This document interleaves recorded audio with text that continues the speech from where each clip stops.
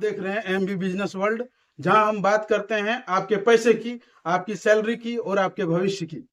Salary आई mobile में, दिल हुआ खुश बेहिसाब, तभी मैसेज आया टैक्स डिडक्टेड, हो गया सपना खराब। कमाई हमारी, नियम तुम्हारे, फिर भी टैक्स की मार भारी। बजट 2026 से उम्मीद है मिडिल क्लास की होगी तैयारी। तो आइए चलते हैं। महीने भर की मेहनत का जब मिलता है इनाम, तो टैक्स काट लेता है सरकार, बाकी बचता है नाम। बजट से उम्मीद है राहत की बरसात, मिडिल क्लास बोले अब दो कुछ खास। तो आगे बढ़ते हैं। तो दोस्तों, बजट 2026 आने वाला है और हर नौकरी पेशा के मन में एक ही सवाल है, क्या इस बार इनकम टैक्स में बड़ी राहत मिलेगी? क्या टैक्स स्लैब बदलेगी? क्या आपकी सैलरी पर टैक्स कम होगा? आज की वीडियो में हम आपको बताएंगे बजट 2026 में इनकम टैक्स को लेकर सरकार क्या कर सकती है और आपको कितना फायदा मिल सकता है। तो वीडियो को अंत तक जरूर देखिए, क्योंकि हो सकता है आपकी सैलरी पर लगने वाला टैक्स कम हो जाए। तो आइए चलते हैं, बजट 2026 क्यों है खास, इसके बारे में जानते हैं। दोस्तों, महंगाई लगातार बढ़ रही है। घर का किराया, बच्चों की पढ़ाई, मेडिकल खर्च, सब कुछ महंगा हो गया है, लेकिन सैलरी उसी रफ्तार से नहीं बढ़ रही है।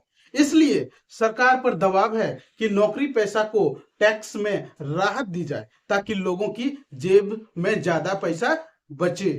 इसी वजह से बजट 2026 को मिडिल क्लास बजट कहा जा रहा है। अभी मौजूदा टैक्स सिस्टम क्या है, आइए इसको जानते हैं। नई टैक्स स्लैब के हिसाब से अभी न्यू टैक्स रिजिम में इनकम और कितना टैक्स बनता है, इसके बारे में हम थोड़ा आपको बताते हैं। 0 से 3 लाख पर 0%, 3 लाख से 6 lakh 5%, 6 lakh to 9 lakh 10%, 9 lakh to 12 lakh 15%, 12 lakh to 15 lakh 20%, और 15 लाख से ऊपर जैसे ही होगा तो 30% टैक्स लग जाएगा।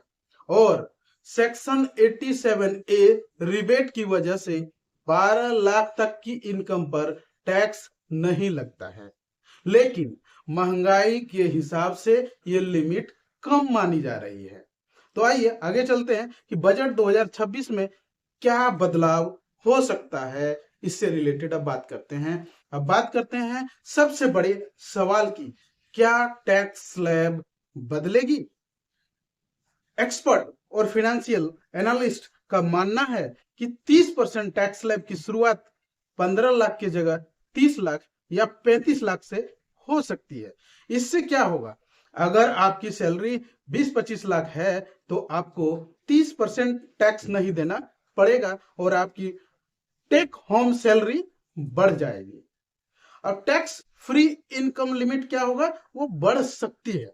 अभी 12 लाख तक टैक्स फ्री है, लेकिन कुछ सूत्रों से चर्चा है कि इसे 14 लाख या 15 लाख तक बढ़ाया जा सकता है। इसका फायदा मिडिल क्लास को राहत, सेविंग बढ़ेगी, खर्च करने की ताकत बढ़ेगी। दूसरी चर्चा यह है कि स्टैंडर्ड डिडक्शन को लेकर के, कि स्टैंडर्ड डिडक्शन बढ़ सकती है। अभी स्टैंडर्ड डिडक्शन 75,000 रुपया है। उम्मीद की जा रही है कि इसे 1 लाख तक किया जा सकता है।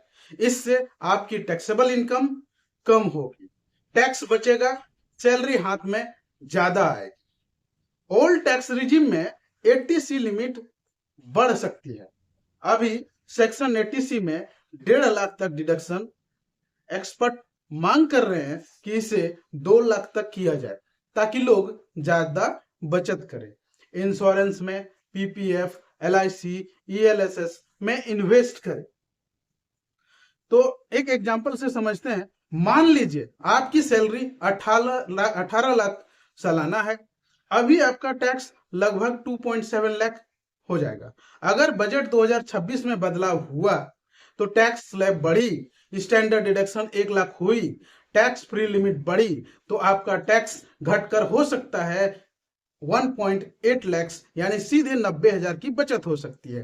क्या सरकार सच में ये बदलाव करेगी, ये बात जानना जरूरी है। दोस्तों, अभी ये सभी बातें बजट एक्सपेक्टेशन पर आधारित है। सरकार ने अभी कोई ऑफिशियल अनाउंसमेंट नहीं किया है, लेकिन चुनाव नजदीक है। मिडिल क्लास सबसे बड़ा वोट बैंक है। महंगाई बढ़ रही है, इसलिए सरकार पर दबाव है कि नौकरी पेशा को राहत दी जाए।